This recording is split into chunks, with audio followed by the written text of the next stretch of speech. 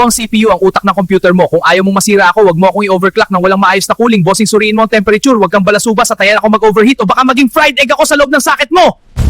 Ako ang RAM, ang memory na nagpapabilis sa task mo. Kung ayaw mong masira ako, wag mo akong pilitin sa slot ng baliktad. Bossing, suriin mo ang compatibility, wag kang balasubas at imix ng iba't ibang speeds o magiging blue screen of death ang regalo ko sa iyo. Ako ang hard drive, ang tagapag-imbak ng lahat ng files mo. Kung ayaw mong masira ako, wag mo akong i-drop o i-shake habang on. Bossing, i-backup mo ang data kung ayaw mong iwan ka. Ako ang power supply, ang tagapagbigay ng kuryente sa lahat. Kung ayaw mong masira ako, wag mo akong i-overload at wag mo ako tipirin. Wag kang kuripot o magiging fire hazard ako sa loob ng PC mo!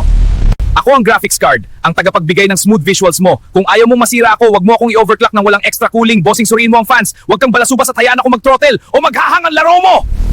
Ako ang monitor, ang mata ng computer mo. Kung ayaw mong masira ako, wag mo akong i-poke o itap ng malakas. Bossing, adjust mo ang brightness. Wag kang balasubas at hayaan ako mag-burn in o magiging dead pixel sa mukha ko sa harap mo.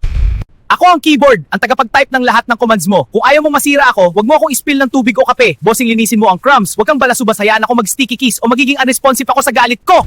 Ako ang mouse, ang tagapag-point at click mo. Kung ayaw mong masira ako, wag mong ibagsag ng galit. Pag talo ka, wag mo isisi kahinaan mo sa akin. Aray mo, bossing! Ako ang fan, ang tagapagprotekta at cooler ng parts mo. Kung ayaw mo masira ako, wag mo akong i-block ang airflow na maraming dust. Bossing, linisin mo regularly. Wag kang balasubas at hayaan ako mag-clog o magiging overheating hell ang buong PC mo.